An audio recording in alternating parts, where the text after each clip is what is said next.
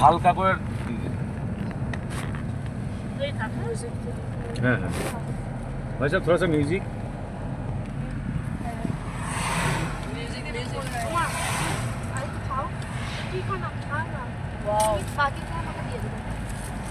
দারুণ লাগছে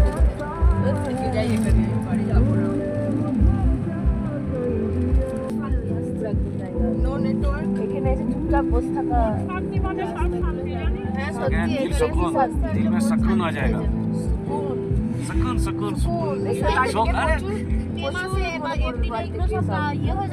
যাই যে মে মাস প্রথম দিকে সব বড় থাকে এবার আসলে দিন আছে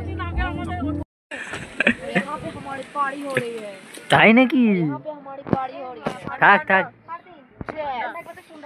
একটা হ্যাঁ ভিডিওটা করে নি। ভালো করে ভিডিওটা কর দিচ্ছি দিচ্ছি जस्ट अ मिनट मुंह से बहुत ज़्यादा धुआं निकल रही है अभी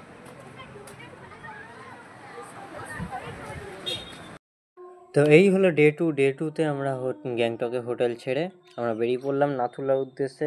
মাঝখানে এই যে একটা ওয়াটারফল পড়েছিল ছবি তুললাম, এটা একটা লেক পড়েছিল কি একটা লেক ছিল, নামটা ঠিক এক্সাক্ট মনে নেই। এখানে সেই জায়গাটায় এটা, আর এই যে ইয়াকের ওপর চেপে ছবি তোলা হয়েছিল, অনেক রকম মজা হয়েছিল, চায়ে ডুব মেরেছিলাম। তারপরে জ্যাম লেগে গেছে নাথুলায় ওঠার সময়, এত গাড়ির জ্যাম যে আমরা রাস্তায় দাঁড়িয়ে রয়েছে। এই যে নিচে দেখুন কত জ্যাম। যাই হোক, একটু একটু করে অনেকক্ষণ, প্রায় কয়েক ঘন্টা পর জ্যাম আস্তে আস্তে কাটলো। ওই দিকে দূরে দূরে বরফ একটুখানি রয়েছে উপর দিকটায়, কিন্তু নাথুলাতে ওঠার পর অনেকেরই শরীর খারাপ হয়ে যাওয়ার জন্য আমাদেরকে আবার নিচে নেমে চলে আসতে হলো। এই যে আমরা নামবো তো অবশ্যই, কারণ এরপরে আমাদের নেক্সট ডেস্টিনেশন ছিল বাবা মন্দির, ওল্ড বাবা মন্দির। মনে হয় হয়ে গেছে। তো এবার আস্তে আস্তে নেমে আমরা হোটেলের উদ্দেশ্যে যাচ্ছি, সেটা হচ্ছে জায়গাটা হচ্ছে পাদামচেন।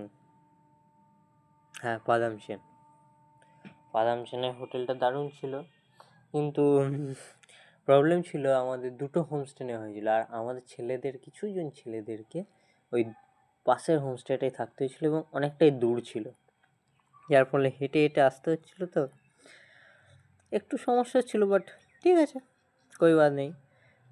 আর আমাদের এতটাই ডিস্টেন্স রাস্তা, এটা মনে হয় থাম্বি ভিউ পয়েন্ট বা এরকম কিছু একটা ছিল, ওই কর্নার থেকেও ভিউ পাওয়া যায়, কিন্তু পুরো কুয়াশা, মেঘে ঢাকা, কুয়াশা তো না, মেঘে ঢাকা। যাই হোক, পেয়েছে এই যে পাদামচেনের হোমস্টের সামনের ভিউটা, আর এই যে রুমের বাইরের সাইডটা পুরো জঙ্গল, আর ছোট ছোট একতলা ঘর নিচের দিকে রয়েছে। দ্যাটস ইট, আর কিছু নেই।